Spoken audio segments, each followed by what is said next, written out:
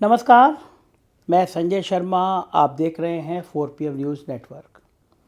अपने देश में सबसे ज़्यादा पैसे वाले एक शख्स हैं, नाम है मुकेश अंबानी। सभी जानते होंगे आप, नाम ही काफ़ी है। तो साहब पैसे वाले हैं, बहुत सारे धंधे हैं।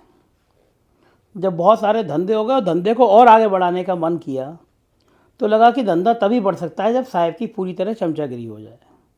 अब साहब की चमचागिरी कैसे हो सकती है? तो लगा कि एक चैनल खोल लिया जाए, और एक नहीं फिर कई सारे चैनल खोल लिए जाएं। तो आजकल जो आप नेटवर्क 18 देखते रहते होंगे और तमाम उनके अलग अलग चैनल्स, तो साहब उन्होंने ख़रीद लिया। अब ख़रीद लिया, ख़रीदने से तो काम चलता नहीं। जब तक उसमें तड़का ना लगाया जाए, जब तक उसमें हिंदू मुसलमान का छौका ना लगाया जाए, तो साहब कैसे खुश होंगे? तो उन्होंने तरह तरह के प्रजाति के लोग रख लिए। जैसे आज तक ने सुधीर चौधरी को रखा है, ऐसे ही उनके अमीश देवगन, चोपड़ा वोपड़ा टाइप के लोग आ गए। अब साहब वो दिन भर आप देखते रहते हो कि दिन भर हिंदू मुसलमान हिंदू मुसलमान। मैं कभी कभी सोचता हूँ कि ऊपर वाला भी क्या क्या न्याय करता है। इतनी शर्म भी नहीं देखता जिस देश के सबसे बड़े पैसे वाले को, इतना शऊर नहीं देता कि तुम्हें इस देश ने सबसे ज़्यादा पैसे वाला बनाया है तो कम से कम इस देश का कर्जा उतारो, इस देश की प्यार मोहब्बत की बात करो, ये देश कैसे तरक्की करे इसकी बात करो, यहाँ एकता कैसे रहे इसकी बात करो। लेकिन बंदा जो है ना, उसने कहा कि इस चैनल पे इतनी हिंसा वाली बातें दिखा दो कि ये देश दो टुकड़ों में हो जाए, मतलब दो समुदाय अलग अलग हो जाएं।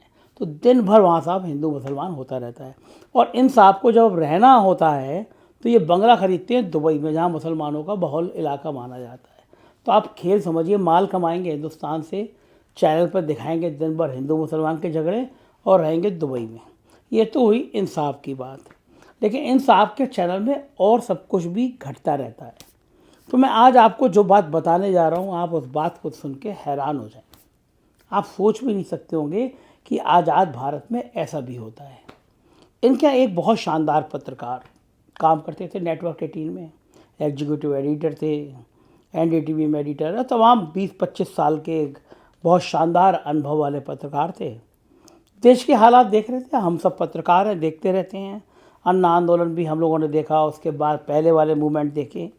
तो वो कलमबद्ध करते रहे कि क्या क्या देश में गुजर रहा है, क्या क्या चल रहा है। फिर साहब उन्होंने एक किताब लिख दी। अब किताब अगर वो लिखते कि साहब आम काट के खाते हैं, चूस के खाते हैं, साहब इतनी ताकत कहाँ से लाते हैं, साहब पर्स रखते हैं नहीं रखते हैं, इस तरह के अगर सवाल करते कि साहब आपके अंदर ऊर्जा कहाँ से आती है, तो शायद साहब भी खुश होते और नेटवर्क 18 के मालिक मुकेश अंबानी भी खुश होते और प्रमोशन हो जाता। लेकिन बंदे ने किताब लिख दी राहुल गांधी के ऊपर। किताब मेरे हाथ में है और किताब का नाम है 21वीं सदी में भारत के पहले पुनर्जागरण की गाथा, राहुल गांधी, सांप्रदायिकता, दुष्प्रचार, तानाशाही के ऐतिहासिक संघर्ष। और किताब लिखने वाले का नाम 752 पेज की किताब, और मैंने अभी कुछ पन्ने पढ़े, शानदार किताब।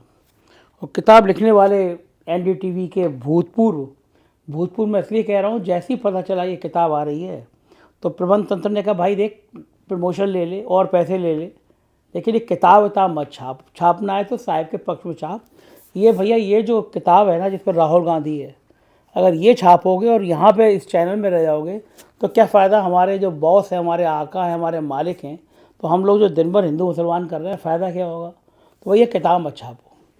लेकिन जो जुनूनी होते हैं, जो पत्रकार होते हैं, एक्चुअल में पत्रकार होते हैं, वो मैं उनकी बात नहीं कर रहा, रंजना ओम कश्यप और सुधीर चौधरी की बात। जो जेन्युइन पत्रकार होते हैं, जो समाज में काम करते हैं, लिखना पढ़ना जानते हैं, उन्होंने कहा ये ऐसा कैसे संभव है। एक किताब लिखी है मैंने भोगा है, मैंने देखा है, मैंने समाज के दर्द को देखा है, मैंने देश को देखा है, तो किताब तो छापूँगा मैं। तो साहब उनको नौकरी से बाहर का रास्ता दिखा दिया गया। लेकिन ये भी बहादुर इंसान, उन्होंने कहा कि कोई बात नहीं, सड़क पे रहेंगे, संघर्ष करेंगे। तो मेरे साथ ये शख्सियत मौजूद है। नमस्कार। क्या अच्छी भली नौकरी चल रही थी आपको भी, क्या सूझी है राहुल गांधी पे। आज किसी टीवी चैनल पर देखते हैं राहुल गांधी दूर दूर तक दिखता नहीं है। आप इतने सीनियर पत्रकार हैं, आप NDTV के संपादक रहे, नेटवर्क 18 में, इन भाई साहब के लिए लिखने की जरूरत क्या थी आपको? संजय जी, पहले तो मुझे बातचीत के लिए बुलाने के लिए बहुत शुक्रिया, क्योंकि जो काम आपने किया, मुझे बातचीत के लिए बुलाया, उसकी हिम्मत नोएडा का पूरा शक्तिशाली मीडिया नहीं कर पाया, जिसको हम मीडिया कहते हैं। इसमें सारे अखबार देश के शामिल हैं, इसमें सारे न्यूज़ चैनल शामिल हैं। एक लाइन संजय जी कहीं नहीं आई कि इस किताब में क्या है। आपको पता होगा चैनलों के, अखबारों के पन्ने हैं, कॉलम्स हैं, जहां वो किताबों की चर्चा करते हैं। मुझे नहीं पता वो कौन सी किताबों की चर्चा करते हैं, लेकिन उन्होंने एक लाइन लिखने की ज़रूरत नहीं समझी। पत्रकारिता में हम सबको पढ़ाया जाता है, जब हम लोग आते हैं, मैंने तो बाकायदा जर्नलिज्म की पढ़ाई की, कि खबर तो वही है जो सरकार छुपाए। बिल्कुल ठीक बात है, ये बात है। जो सबको पता है, सरकार जो बताती है वो विज्ञापन होता है, सरकार जो छुपाती है वो खबर होती जो है। सबको पता है वो तो विज्ञापन है और प्रेस नोट है। बिल्कुल तो ठीक बात है। मैंने तो कोशिश की कि मैं उस विपक्ष की बात करूं, उन खबरों की बात करूं जिसे सरकार हिंदू मुस्लिम और नफरती तहखाने में डाले जा रही है। आप देखिए ज़रा चैनलों की प्रोग्रामिंग, जब भी कोई बड़ी घटना होती है तुरंत डिबेट का आकार बदल जाता है, डिबेट का स्वरूप बदल जाता है, और एक ऐसी फालतू की डिबेट, एक गढ़ी हुई कहानी आ जाती है। कभी वो हरियाणा से आएगी, कभी वो उत्तर प्रदेश से आएगी, और चारों तरफ वो चलने लगती है। जो मुख्य खबरें हैं जिन पर बात होनी चाहिए, ना तो अखबार उन पर लिखते, ना टेलीविज़न लिखते। तो मुझे जब लगा कि ये हम कर क्या रहे हैं, और जब भी मैं अपने न्यूज़ रूम से निकलता था, ख़ास तौर पे पिछले 4-5 साल में, जब भी किसी, जिसको हम बड़ी बड़ी मीटिंगें कहते हैं, उनसे निकलता था, तो संजय जी मुझे लगता था कि जैसे मेरी लाश निकल रही है। आप एक संवेदनशील पत्रकार हैं तो शायद मेरी बात समझ पाए।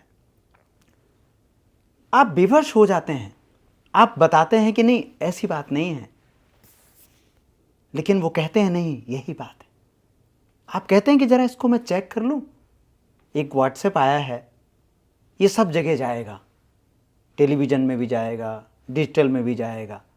मैं कहता हूँ इसको ज़रा चेक तो कर लें कि क्या ये जो बात कही जा रही है ये अतीत के तहखाने से लाए हैं, ये है कि नहीं है। तो उन्होंने कहा नहीं, प्रधानमंत्री ने कहा है। हमारे पास मैसेज आते थे जिसको हम आईटी सेल कहते हैं, वो बिल्कुल आया मैसेज और आपको दे दिया, चलाइए। मतलब आपका कहना ये है कि जो आईटी सेल है, जो ऐसे ऐसे भड़काऊ चीज़ें निकाल के ले आती है, वो मैसेज भेजती थी और नेटवर्क 18 यानी अंबानी जी के चैनल सीधा चला दिया करते थे। मैं आपकी बात में थोड़ा सा करेक्शन करूंगा, क्योंकि मैं सबके संपर्क में था। मैं कहूँगा कि पूरा हमारा जो मीडिया है वो आईटी सेल का एक्सटेंशन है। अब इसमें क्रम है, कौन नंबर 1 पर है, कौन नंबर 2 पर है। लड़ाई है सब में, लड़ाई है, लड़ाई आगे जाने की नहीं है, लड़ाई इस बात की है कि जो मैसेज आया है उसको कौन पहले डालेगा। तो वो उनकी रेटिंग अपने हिसाब से बनाते हैं कि हमने इनको परसों तक को दिया, 18 को दिया, 12 को दिया, 13 को दिया। जिसने पहले पब्लिश कर दिया वो उनकी कैटेगरी में नंबर 1 पर है, जिसने थोड़ा दिमाग लगाया वो नीचे आते जाता है। तो मैंने ये महसूस किया कि ये चल क्या रहा है। आप तो उस में डिजिटल देख रहे थे। मैं डिजिटल देख रहा था, डिजिटल हेड थे आप तो। हाँ, और डिजिटल में तो एक रचा गया कि भाई सबसे पहले होगा, सबसे आसान है डिजिटल में कर लेना। तो आप कह सकते हैं मैं एक ऐसे सिस्टम में था जिसमें तेजी बहुत ज़्यादा है, क्योंकि चीज़ आ रही है, तुरंत जा रही है। मैंने कोशिश की कि नहीं ये गलत है। तो जब मेरी ऐसी कोशिशें विफल होती थी, और मैं भी उन्हीं मुश्किलों में था जिन मुश्किलों में हिंदुस्तान में पत्रकार हैं, जहां उनके पास कोई दूसरा काम नहीं है, तो मुझे हमेशा ये महसूस हुआ कि मैं उस मीटिंग रूम में तो दयाशंकर गए, लेकिन उस मीटिंग रूम से लौटती दयाशंकर की लाश थी। तो मैं एक अपराध बोध से जूझ रहा था कि आखिर मैंने इतने साल इस पत्रकारिता में क्या इसी बात के लिए दिए कि नहीं जो आ गया कर दीजिए, कोई सत्यता नहीं जांचनी, कोई नहीं। और कई सारे तो मैसेज ऐसे होते होंगे जो आपको लगता होगा ये समाज को तोड़ रहे हैं, ये दो समुदाय को तोड़ रहे हैं, ऐसे मैसेज भी होते हैं। बिल्कुल, लेकिन उन पर प्रोग्राम बनाए जा रहे हैं। और आप सोचिए कि देश के सबसे बड़े जो मीडिया चैनल हैं, या जिस कंपनी में मैं था वो सबसे बड़ी देश की मीडिया कंपनी, वहाँ भी जो बड़ी खबरें हैं वो सूत्रों की चलती हैं। हाँ, ये तो कमाल है कि तो ये सूत्र जर्नलिज्म, ये कौन सा सूत्र जर्नलिज्म है जहां आप कहते हैं कि आपके पास तो 2 रिपोर्टर होंगे, 1 कैमरामैन होगा, लेकिन जिसके पास देश में इतनी बड़ी फौज है रिपोर्टर की, संपादकों की, उसके यहाँ एक छोटी से छोटी खबर भी सूत्र से आती है, कंफर्म नहीं है, सूत्र ने बता दिया। हाँ। अच्छा, मैं एक बात नहीं समझ पाता था दयाशंकर भाई, कभी कभी जो चैनल का मालिक होता है, जैसे मतलब मैं कितने बड़ा आदमी हो जाऊँ, लेकिन अगर मेरा कोई चैनल चल रहा है तो मैं देखूंगा कि मेरा क्या चल रहा है। क्या मुकेश अंबानी को नहीं पता चलता होगा कि ये दिन भर ये हिंसा हो रही है, दिन भर ये नफरती भाषण मेरे चैनल पे आ रहे हैं, दिन भर हिंदू मुसलमान की लड़ाई हो रही है, क्या उनको पता नहीं चलता होगा? देखिए, मैं इतने बड़े ओहदे पर तो वहाँ नहीं था जहाँ मुझे उनसे बात करने का कभी मौका मिले। जाहिर है बहुत सारे दूसरे लोग थे, लेकिन एक नागरिक होने के नाते, इसके लिए मुझे लगता है पत्रकार होना भी ज़रूरी नहीं है, एक नागरिक होने के नाते ये प्रश्न तो हमेशा मन में उठता है। और जब आप वहाँ काम कर रहे हो तो और आपको लगता है कि आखिर ये जो इतना कुछ घट रहा है कैसे पता नहीं होगा। तो ये तो मुझे लगता है कि ये उनका चुनाव है शायद, कि उनको क्या देखना है और उनको क्या चलाना है। लेकिन मैं कहता हूँ कि वो तो एक मालिक हैं, लेकिन जो ये करने वाली पूरी बिरादरी है। हाँ, लेकिन मुझे लगता है कि मालिक ने इशारा किया कि हमारे साहब खुश इससे होंगे कि उनके लिए चुनावी वोट की फसल तैयार की जाए। फसल ऐसे तैयार होगी कि 2 समुदाय के बीच नफरत पैदा की जाए, और कारिंदे लग गए। जो पत्रकारिता के नाम पर आज संपादक हैं, उप संपादक हैं, एंकर हैं, वो नफरत बांटने में लग गए। यही चलन शायद टीवी चैनलों में शुरू हो गया। टीवी चैनलों में एक ऐसी होड़ है, और वो होड़ है 2 चीज़ों की होड़ है। पहली, आसान सवाल की। कौन सबसे आसान सवाल पूछता है? सत्ता से, विपक्ष से कड़े सवाल। हाँ, विपक्ष का कॉलर पकड़े और सत्ता से वो आसान सवाल पूछे, वो सबसे अच्छा पद। सत्ता से सबसे सरल पूछे। जैसे कि आप आम काट के खाते हैं, आम चूस के खाते हैं, आप पर्स रखते नहीं रखते हैं, आपको इतनी ऊर्जा प्रधानमंत्री जी कहाँ से आती है, इस तरह के सवाल पूछो। तो आप अच्छे पत्रकार हैं। और सवाल ये कि मीडिया तो आपके खिलाफ है प्रधानमंत्री जी, फिर भी आप हौसला नहीं हारते हैं। जब ये इस किस्म की पत्रकारिता, जहाँ पर पत्रकारिता हो रही है, जहाँ पर इस किस्म के सवालों को आप सवाल कहते हैं, और हर दिन सारी मीटिंगों का एक ही जो है, अगर ये किताब हो सकता है संजय जी नहीं आती या टल जाती, अगर न्यूज़ रूम में राहुल गांधी के लिए कोई स्पेस होता, विपक्ष के लिए कोई बात होती। देखिए कितनी कायदे की बात कर रहे हैं दयाशंकर भाई, कि ये न्यूज़ रूम का माहौल बता रहे हैं, देश के सबसे बड़े आदमी मुकेश अंबानी के चैनल का हाल बता रहे हैं, और कह रहे हैं कि ये जो किताब मैंने लिखी है, ये किताब मैं नहीं लिखता कि विपक्ष का एक बड़ा नेता है राहुल गांधी, उसको लेके भी स्पेस होता भाई, उसके इनके चैनल में उसके लिए भी कोई बात की जा रही होती। लेकिन चैनलों का हाल ये हो गया है कि वहाँ सिर्फ सत्ता की बात की जाएगी, विपक्ष की बात नहीं आएगी। ये किताब तो बहुत मोटी लिख दी आपने, 752 पेज। कितना समय लगा आपको इस किताब को लिखने में? बहुत अच्छा आपने सवाल पूछा, क्योंकि जब से ये किताब आई है एक प्रोपेगेंडा चलाया जा रहा है, एक दुष्प्रचार चलाया गया, और मुझे लगता है कि दुष्प्रचार के लिए भी वही सरल तरीका अपनाया गया जो सवाल पूछने में अपनाया जाता है। मेरे ऊपर ये इल्ज़ाम लगाया कंपनी ने कि मैंने दफ्तर में बैठ के मैं किताब लिखता था। आपने वैसे बताऊँ आपको, ये आपने गलत किया। अगर आप दफ्तर में बैठे किताब लिखते थे तो ये आप गलत करते थे, कि आप दफ्तर में बैठ के कोई नफरत भरी चीज़ सोच सकते थे, किस चीज़ से आप हिंसा भड़का सकते हैं ये सोच सकते थे, कौन सा ऐसा डिजिटल के आप हेड थे, कौन सा ऐसा एक मौलाना एक पंडित आ जाए वो लड़ पाए, ये सोचना चाहिए था। किताब लिखने जैसा गुनाह अगर कोई कर रहा है तो ये तो कैसे स्वीकार हो सकता है? जिस न्यूज़ रूम में हर दूसरे कदम पर कैमरे लगे हों, जहां मैं 5 साल से काम कर रहा हूं, तो पहली बात तो सोच देखिए, सोच का स्तर देखिए। इसका मतलब कि ना तो वहाँ कोई किताब पढ़ने वाला है, ना कोई किताब खरीदने वाला था, ना कोई किताब लिखने वाला था। तो दफ्तर में बैठ के इतने शोर में, टेलीविज़न के न्यूज़ रूम में कैसे कोई किताब लिख सकता है? एक सेकंड रुकूंगा भैया। मेरे यहाँ जितने बच्चे काम करते हैं, मैं उनको दिन भर डांटता हूँ कि तुम पढ़ो, आधा घंटा टाइम निकालो, अपने ऑफिस के टाइम से पढ़ो, कुछ लिखो। ये बातें तो और अच्छी होनी चाहिए, पढ़ने लिखने का माहौल होना जी, चाहिए। पढ़ने लिखने का माहौल होना चाहिए। और मैं अपने ऑफिस में इस बात के लिए जाना भी जाता था कि मेरी टेबल पर हमेशा किताबें रखी रहती थी। बच्चे आते थे या मेरे साथी आते थे या कोई दूसरे नए साथी आए, उन्होंने कहा कि भाई किताब है, तो मैं हमेशा उनको किताबें दे देता था। या मैं हमेशा इस बात की जानकारी रखता था कि नई किताबें कहाँ से आती हैं या नई किताबें कौन सी आई हैं। डिजिटल में उनको हम जगह देते थे। तो पहली बात तो ये कि ये जो आपने सवाल पूछा कि किताब इतनी मोटी हो गई, तो किताब लिखने की प्रक्रिया, जैसा कि अभी हम बात कर रहे थे, कि लगभग 10 साल से मेरे मन में था, जब से सरकार ने लोकतंत्र के नाम पर लोकतंत्र की हत्या शुरू कर दी। जब हमने देखा कि नोएडा से सटे हुए दादरी में अखलाक की हत्या हो गई और उसकी जांच में ये पाया गया कि अखलाक अपनी हत्या के लिए खुद जिम्मेदार है। जब हमने देखा कि दाभोलकर अपनी हत्या के लिए खुद जिम्मेदार हैं, जब कलबुर्गी, जब पानसरे मारे जा रहे थे और ये सरकार चुप थी, वहाँ से मुझे लगा कि कौन बोलेगा।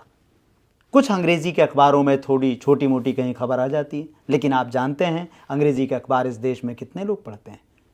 लेकिन कहीं पर हिंदी का पूरी दुनिया एकदम ब्लैंक थी।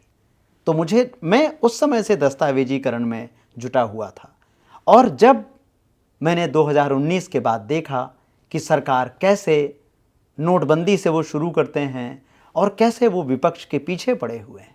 सरकार दो काम करती है, पहला रात दिन उसकी ही खबर चले और दूसरा विपक्ष की कोई खबर ही ना चले। तो ये किताब में मैंने स्पेस देना शुरू किया। वहाँ से 2019 से इसकी प्रक्रिया तेज हुई। तो फिर राहुल गांधी क्यों? राहुल गांधी की, बिल्कुल, बहुत अच्छा सवाल आपने पूछा।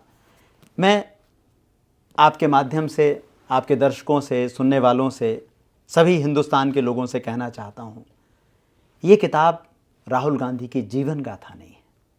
ये किताब राहुल गांधी के लोकतांत्रिक विमर्श का दस्तावेज है। ये किताब राहुल गांधी की लोकतंत्र को बचाने की कोशिशों का डॉक्यूमेंटेशन है। वो विपक्ष जिसमें कुछ समय पहले तक हम इतनी सारी पार्टियां देखते थे, चुनाव आते आते कितनी पार्टियां बची आप देख लीजिए।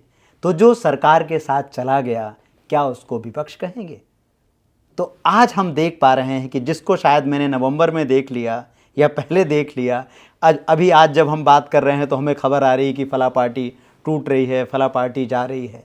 तो मुझे एक जर्नलिस्ट होने के नाते, एक पॉलिटिकल साइंस का स्टूडेंट होने के नाते मुझे ये यकीन था कि राहुल गांधी कोई भी कीमत चुका सकते हैं, लेकिन वो आदमी पीछे नहीं हटेगा। ये भरोसा आपको क्यों था कि राहुल गांधी पीछे नहीं हटेंगे? ये भरोसा इसलिए है क्योंकि मैं 2013 से ख़ास तौर पर राहुल गांधी के भाषणों को पर नज़र रखे हुआ था। इस किताब में आप देखेंगे। और 2013 में जब उनकी सरकार है, तब राहुल गांधी जब उपाध्यक्ष बनाए जाते हैं और वो अपनी सरकार को क्रिटिसाइज़ करते हैं। आप मुझे बताइए कि 10 सालों में सरकार के किसी एक व्यक्ति का आप बता दीजिए, बीजेपी के अध्यक्ष का बता दीजिए, आरएसएस प्रमुख का बता दीजिए, सरकार के मंत्रियों का बता दीजिए, जहां वो अपनी आलोचना करें। जबकि लोकतंत्र में ज़रूरी है कि आप अपनी सरकार की आलोचना करें। जब आप पावर में हैं तो आप आलोचना करें। नेहरू की विरासत क्या है? गांधी की विरासत क्या है? वो तो कल प्रधानमंत्री जी कह रहे थे, नेहरू तो भारत के लोगों को कह रहे थे कि बड़े आलसी हैं, नेहरू रिजर्वेशन के खिलाफ थे। बड़े बड़े व्याख्यान दे दिए कल प्रधानमंत्री जी ने। कल ही मैंने संजय जी ट्विटर पर लिखा और एक छोटा सा मैंने वीडियो भी जारी किया, जिसमें मैं नेहरू जी का वो भाषण लेके आया हूँ, जो लगभग 10 मिनट का नेहरू जी का भाषण है। और उस भाषण को जब पूरा कोई सुन ले तो समझ में आ जाता है कि नेहरू जी कैसे सिलसिलेवार तरीके से अपने देश के लोगों को बता रहे हैं कि हमें कैसे आगे जाना है। एक अभिभावक की तरह बता रहे हैं, जैसे मैं और आप बात कर रहे हैं। अभी मेरे वाक्य का एक कथन कोई निकाल ले और वो कुछ भी बात करने लगे। हम ये सब किससे उम्मीद करते हैं? हम राजनीतिक कार्यकर्ताओं से तो उम्मीद करते हैं, लेकिन क्या हम देश के प्रधानमंत्री से ही उम्मीद करते हैं कि वो अपने पुरखे पर इस तरह से बयानबाजी करें? आखिर नेहरू, गांधी, पटेल, अंबेडकर, यही तो पुरखे हैं हमारे। तो और एक चीज और देखिएगा, चुनाव के पहले, अभी का नहीं कहता मैं, 2014, 2019 और अब 2024, जब जब चुनाव आते हैं, प्रधानमंत्री मोदी को नेहरू की याद क्यों आती है? नेहरू की याद इसलिए आती है क्योंकि उनके पास अपना बताने के लिए कुछ नहीं है। नेहरू को विरासत में क्या मिला था? नेहरू को वो अकाल मिला था, भूख मिली थी, संसाधन के नाम पर कुछ नहीं था। वो ऐसी गरीबी जिसमें आपके पास दोनों वक्त का राशन नहीं था आपके पास, वहां से उस आदमी ने अपने वैज्ञानिक टेम्परामेंट से IIM तक खड़े किए। मैं कहूं कि उसी खाने की 2 वक्त की रोटी में से कुछ पैसा निकाल के IIM में डाला, कुछ पैसा निकाल के एम्स बनाए, कुछ पैसा निकाल के आपके और हमारे जीवन में पढ़ने लिखने और चिकित्सा की सुविधाएं बनाई। वो सब चीज़ बनाई जो साहब बेच रहे हैं आजकल, जो बेच रहे हैं। तो आपको अगर आपने कुछ काम किया होता 10 बरस में, तो आपको चुनाव के पहले नेहरू को विलेन क्यों बनाना पड़ता? आपको एक बात और आप इस किताब में पढ़ेंगे, एक नागरिक के तौर पर मुझे लगता है सबसे खराब है गांधी को कचरे के डब्बे पर देखना। इस किताब में जिक्र है कि सरकार कैसे महात्मा गांधी पर टारगेटेड हमले कर रही है। गांधी और नेहरू, ये 2 लोग क्यों सबसे ज़्यादा सरकार को अप्रिय हैं? इसलिए क्योंकि इन दोनों ने जो देश जो इनको बनाना था, उसमें सर्वधर्म संप्रदाय था, उसमें समभाव था, उसमें सबके लिए जगह थी, उसमें संविधान था, उसमें केवल हिंदुओं के लिए जगह नहीं थी। हाँ, ये चीज़ सबसे ज़्यादा तकलीफ दे है इनके लिए। और मुझे बताइए दयाशंकर जी, पिछली जो कंपनी थी आपकी नेटवर्क 18 जी, इस किताब को आने के बाद उनके कुछ कमेंट आया जब आ गई छप गई? तो कमेंट क्या कहूँ संजय जी, मुझे इस देश में मीडिया का दुश्मन बना दिया गया है। मेरे खिलाफ नेटवर्क 18 ने एक फतवा जारी किया, एक ट्विटर पे स्टेटमेंट जारी किया। मुझे नहीं लगता कि पिछले 10 सालों में हिंदुस्तान के कितने पत्रकारों ने इस बात को झेला है कि जिस कंपनी में काम कर रहे हों, अगले ही दिन रहने के दौरान तक ही एक स्टेटमेंट जारी हो जाए।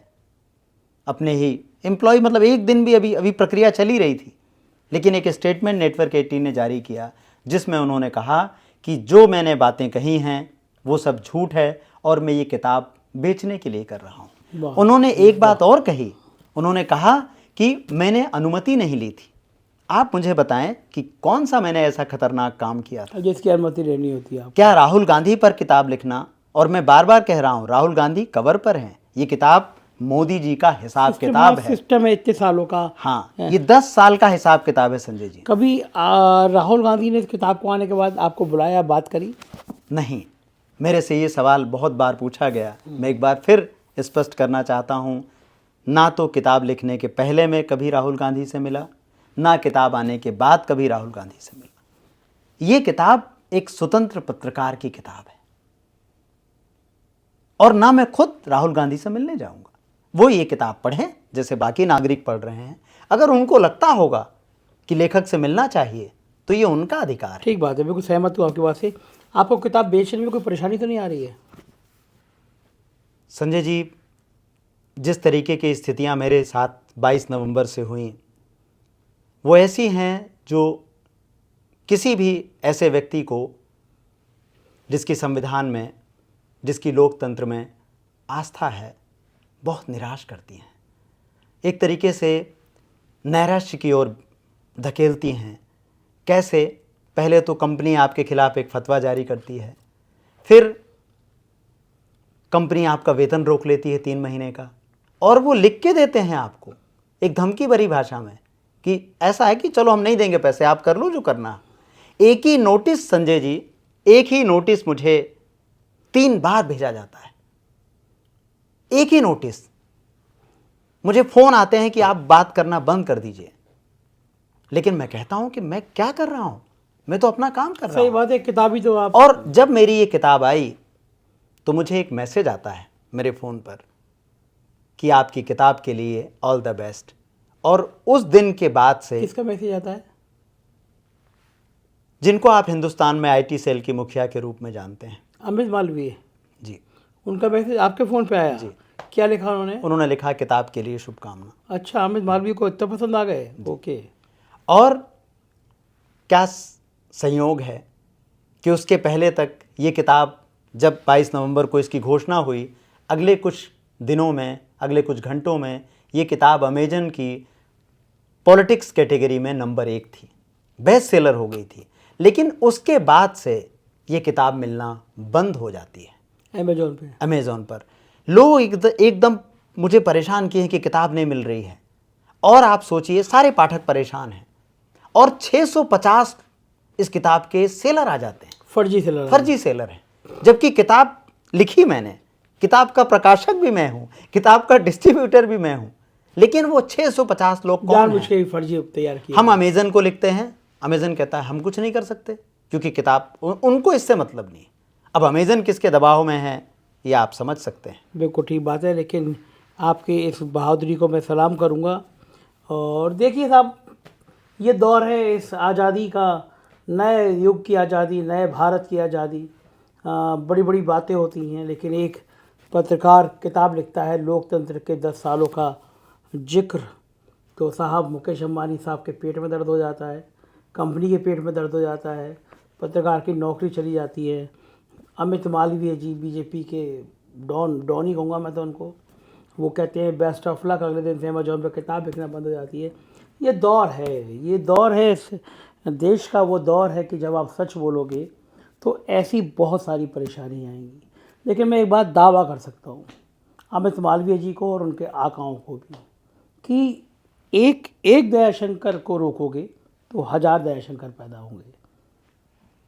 महात्मा गांधी के ख्यालों को पढ़ोगे ना, भगत सिंह के ख्यालों को पढ़ोगे तो समझ आएगा कि आदमी को रोक सकते हो, विचारों को नहीं रोक सकते। और जो देश के विचार हैं वो इस देश की आज़ादी चाहते हैं, वो लोकतंत्र चाहते हैं, वो सच जानते हैं, जो ऐसी किताबों में आपको ज़रूर मिलेगा। मुझे आपकी राय का इंतज़ार रहेगा। इस पत्रकार का हौसला बढ़ाइए। ऐसे बहादुर पत्रकार अब इस देश में कम हो गए हैं, साहिब के गुलाम ज़्यादा हो गए हैं। आपकी राय बताइएगा, कैसा लगा इंटरव्यू। शुक्रिया, थैंक यू।